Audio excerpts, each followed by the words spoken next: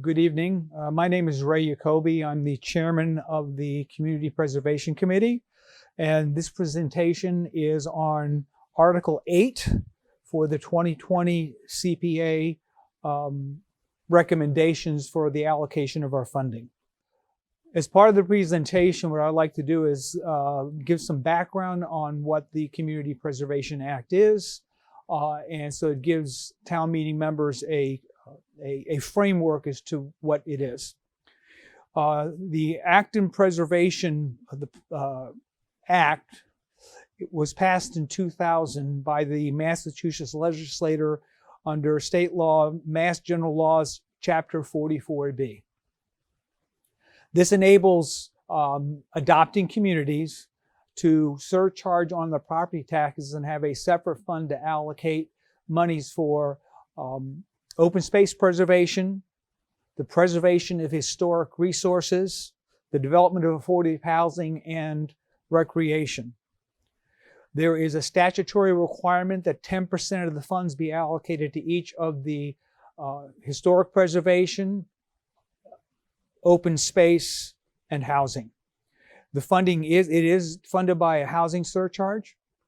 In the Acton town meeting in 2002, Acton adopted the Community Preservation Act and approved a 1.5% surcharge. So that's how we get our funding. This slide I'm not going to spend a lot of time on. It basically presents what our current allocation of funding for 2020 is. As you'll see, we have roughly $1,451,000 was the available funding through the surcharge and state match. I will, as also the parenthetic comment, mention that we have $2,339,000 in the open space set-aside fund. I know this is a busy slide, but this is a listing of all of the projects that the Community Preservation Committee approved this year, or I should say is recommending to town meeting. They're listed as A to P. I'm not going to spend a lot of time on this slide because I'm going to go through them all together. This year, I think the headline is, for the first time in a number of years, we had significantly more requests than money we had to allocate. The slide that you're looking at kind of presents in a pie chart what I'm talking about. We had requests of $1,892,000, so that's how much money we were asked the committee was put in, or if you will, submitted projects. And we allocated $1,445,000.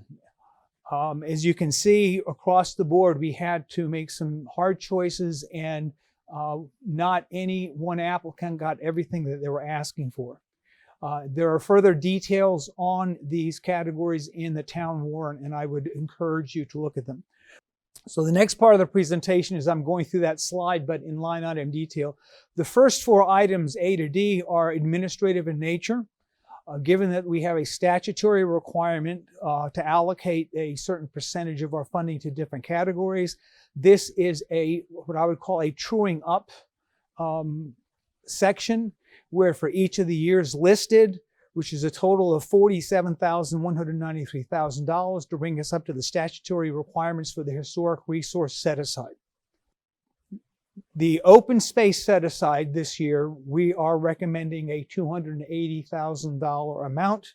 Historically, this has been closer to $400,000, but given the pressure we were under this year, we have a slightly reduced amount that we're allocating based on the requirements, or based on the requests we've come in.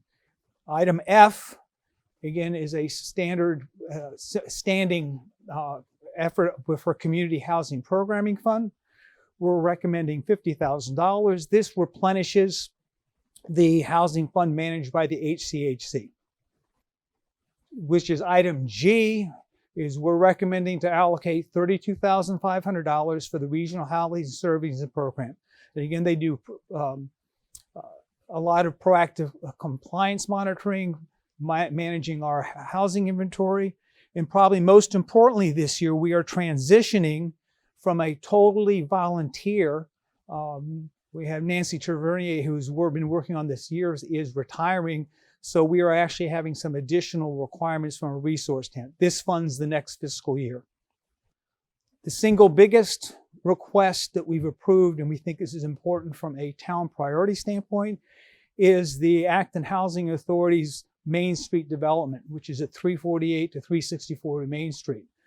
They requested $500,000 to assist the housing with the pre-development costs. The total project cost of this is going to be $15 million. This is a significant housing development in town that has a lot of support, and it will leverage millions of both state and private funding. Item I1 and I2 is the restoration of historic streetscapes. We are recommending the allocation of $15,000 for the restoration and planting of trees in the historic districts. Item J. This is the reappointing of the chimney and restoration of the 1889 Acton Memorial Library. $70,000 for the restoration of the 1889 portion of the Memorial Library.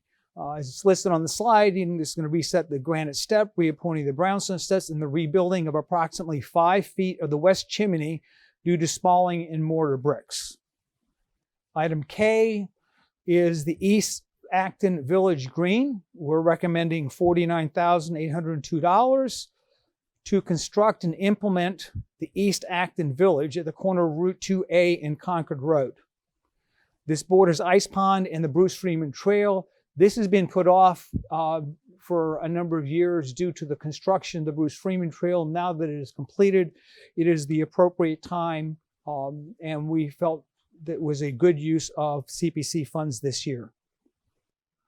Item L, again, is a continuation. It's the 53 River Street Historic Park.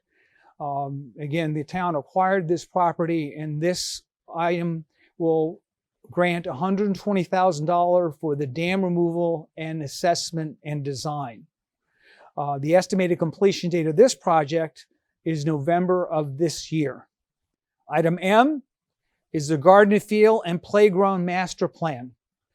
This is we're recommending to approve a request for $30,000 for the development of a master plan and land survey for the revitalization of the Garden Field. This is going to leverage $30,000 of private funding that has already been raised toward this effort. Item N is again under recreation, is the Narrow Sports Pavilion Phase 2. As you know, the community preservation funding has been used extensively in the development of NARA. This is a continuation of those efforts. And this is the Phase 2 of the sports pavilion. The north building will house a family restroom. Is item O. Again, this is primarily an administrative line item. It's $55,000. This goes to the town for committee support, accounting, abatements, project follow-up, state filings, etc.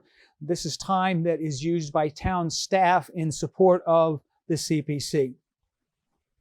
Lastly is item P. This is the Wright Hill Open Space Activity. This is a debt service. Okay, $79,200. This is for the 4th annual debt repayment of the 5th-year bond for the purchase of the Wright Hill Open Space in West Acton. I want to acknowledge the committee and thank them for their support. We have a listing of the volunteers on this committee who have worked tirelessly and in a very collaborative manner to come up with these recommendations. And we would thank you for your support at town meeting for this article.